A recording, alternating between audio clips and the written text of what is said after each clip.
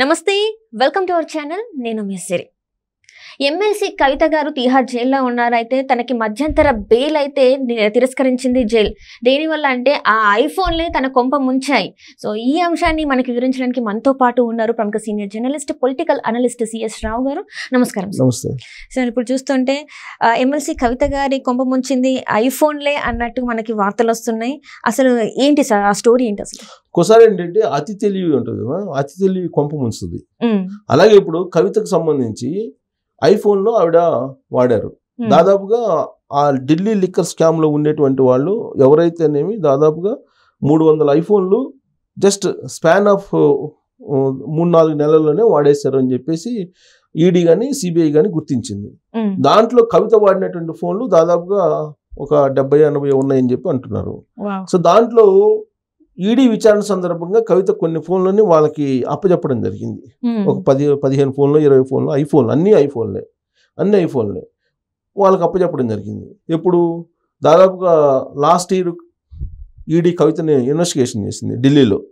దాదాపు 2 దఫాలుగా ఇన్వెస్ట్ చేసింది. 2 దఫాలుగా ఇన్వెస్ట్ చేసినప్పుడు మొదటి దఫా కాకుండా 2వ దఫా వెళ్ళినప్పుడు ఐఫోన్ ఆ ఫోన్స్ మీరు వాడినటువంటి ఫోన్స్ తీసుకురండి అని చెప్పి ఆ నెంబర్ ఉంటుంది కదా, ఐఎంఈ నెంబర్ ఏదో ఉంటుంది, ఐఎంఈ నెంబర్, ఆ నెంబర్ ఉంటుంది. ఆ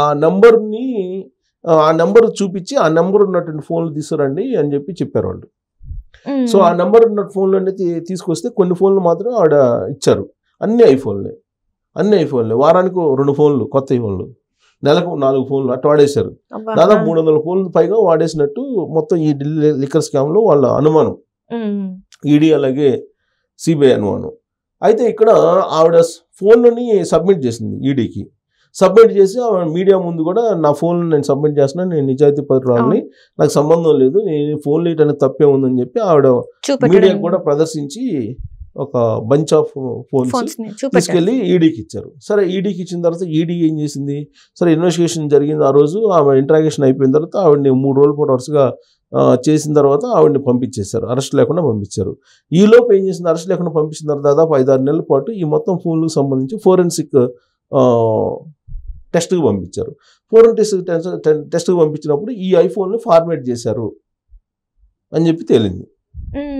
అంటే రీట్రీట్ చేస్తారు. రీట్రీట్ చేసినప్పుడు మొత్తం ఇన్ఫర్మేషన్ రావాలి, ఆ ఫోన్లో ఉన్నటువంటి మొత్తం డేటా రావాలి. రీట్రీట్ చేసినప్పుడు అది రాకపోయేటప్పటికి ఏమైంది, ఇది ఫార్మేట్ చేశారు ఆ ఫోన్లని. సో ఫార్మేట్ చేశారు కాబట్టి రీట్రీట్ చేసినా కానీ ఇన్ఫర్మేషన్ రావట్లేదు. సో కాబట్టి కాన్స్పిరసీ ఉంది అనేటువంటి ఒపీనియన్కి ఈడీ వచ్చేసింది. కొన్ని ఫోన్లు మాత్రం రీట్రీట్ అయ్యాయి.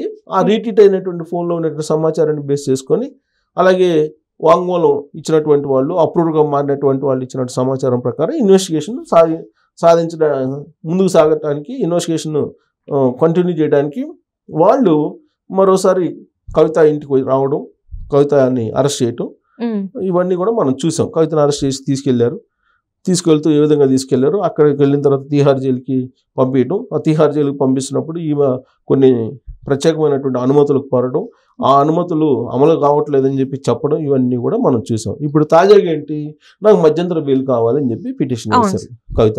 ఈ మధ్యంతర బెయిల్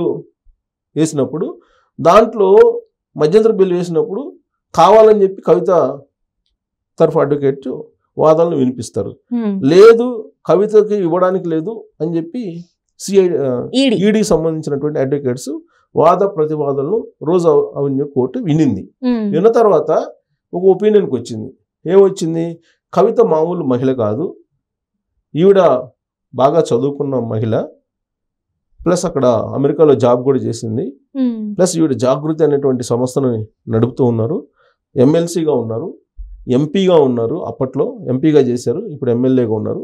ఎంపీగా ఉన్నటువంటి సమయంలో అనేక పార్లమెంట్ కమిటీల్లో కూడా మెంబర్గా ఉన్నారు. కాబట్టి సామాన్యమైనటువంటి మహిళ కాదు.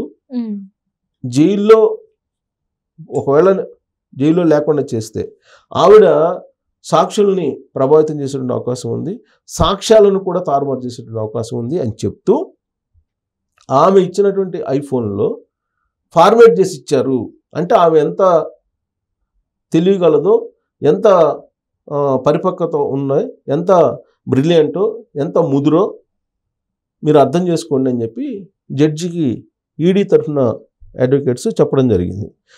వాళ్ళు ఏం చెప్పారు, కవితకు సంబంధించినటువంటి అడ్వకేట్స్ ఏం చెప్పారు, కవితకి మధ్యంతర బెయిల్ ఇవ్వాలి, పిల్లలకి ఎగ్జామ్స్ ఉన్నాయి, ప్లస్ మహిళలకు సంబంధించిన ఆరోగ్య సమస్యలతో బాధపడుతుంది కవిత, కాబట్టి మధ్యంతర బెయిల్ ఇవ్వాలి అని చెప్పి వాళ్ళు డిమాండ్ చేశారు. సో మధ్యంతర బెయిల్ ఇవ్వడానికి అభ్యంతరాలు ఏంటి అని చెప్పి కోర్టు అడిగినప్పుడు చెప్పినటువంటి అంశాలలో ఈ ఐఫోన్ల అంశం ప్రధానమైనది. టెక్నాలజీ పరంగా కూడా ఆవిడ మొత్తం ఫార్మేట్ చేసి ఫోన్లు ఇచ్చారు మాకు, అంటే సాక్ష్యాలను తారుమారు చేసింది. సాక్ష్యాలను తారుమారు చేసినటువంటి ఈ కవితకి బెయిల్ ఇస్తే సాక్షులను కూడా ప్రభావితం చేయగలదు, సాక్ష్యాలను కూడా మరింత చెరిపేయగలదు రాబోయేటువంటి రోజుల్లో, కాబట్టి ఇంక బెయిల్ ఇవ్వడానికి లేదని చెప్పి వాదించారు వాళ్ళు. కరెక్ట్గా ఈ పాయింట్ మీదనే జడ్జి కవిత చాలా తెలియగల ఆవిడ, ఈవిడ మామూలు ఆవిడ కాదు, ఈవిడ సాధారణ మహిళలకి భిన్నమైనటువంటి మహిళ ఈవిడ, కాబట్టి ఒకవేళ బెయిల్ ఇస్తే కనుక డెఫినెట్గా ఈడీ తరఫున అడ్వకేట్ చెప్పినట్టు సాక్ష్యాలని తారుమారు చేయగలదు అని చెప్పి ఒక అభిప్రాయానికి వస్తూ ఆవిడకి బెయిల్ ఇవ్వడానికి నిరాకరిస్తూ రిమాండ్ని పొడిగించారు. 14 రోజుల పాటు రిమాండ్ పొడిగించారు. అంటే 23వ తారీఖు దాకా, ఈ నెల 23వ తారీఖు దాకా ఆవిడ మళ్ళీ తీహార్ జైల్లోనే ఉండాలి. సో తీహార్ జైల్లోనే ఉండాలి. సిబిఐ ఎంక్వైరీ ఆల్రెడీ సిబిఐ విచారణ నడుస్తుంది. ఆల్రెడీ ఒక రౌండ్ సిబిఐ విచారణ అయిపోయింది. కస్టడీకి ఇచ్చేటువంటి అవకాశం ఉంది. ఒకవైపు సిబిఐ విచారణ, ఇంకొక వైపు ఈడీ విచారణ చాలా వేగంగా అక్కడ జరుగుతూ ఉంది.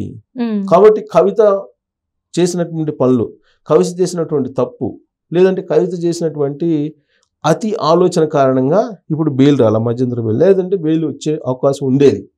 ఎప్పుడైతే ఐఫోన్లని ఆవిడ ఫార్మేట్ చేసి ఈడీకి ఇచ్చిందో అప్పుడే ఆవిడ యొక్క బ్రిలియంట్ ఏంటి, నేర ప్రవృత్తి ఎలా ఉంటుంది, సాక్ష్యాలని ఏ విధంగా తారుమారు చేయగలదు అనే దాని మీద ఒక ఎవిడెన్స్ కనిపించింది. అదే ఆవిడ ఫోన్లు కనుక ఫార్మేట్ చేయకుండా కనుక ఇచ్చినట్టయితే ఆవిడ సాక్ష్యాలను తారుమారు చేసే కెపాసిటీ లేదని చెప్పేసి అనుకునేవాళ్ళు. కానీ వాళ్ళకి ఇచ్చినటువంటి ఫోన్లు ఫార్మాట్ చేసి ఇచ్చారు. రీట్రీట్ చేయడానికి కూడా ఫోరెన్సిక్ ల్యాబ్కి వల్ల కాలేదు. అంటే ఏ స్థాయిలో ఫార్మాట్ చేసి ఉంటుంది కవిత, ఏ స్థాయిలో ఫార్మాట్ చేయించి ఉంటుంది?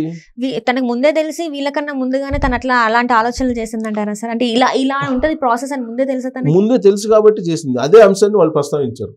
అంటే ఈడీ అధికారులనే, ఈడీ విచారణనే తప్పుదోవ పట్టించేలాగా ఆవిడ వ్యవహరించింది ఐఫోన్ ఫార్మాట్ చేసి.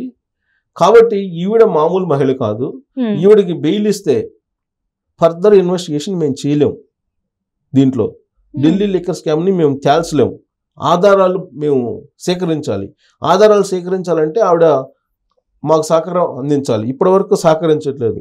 ఆవిడ ఏ క్వశ్చన్ అడిగినా కానీ ఏమో తెలియదు, గుర్తులేదు, ఇవే చెప్తున్నారు.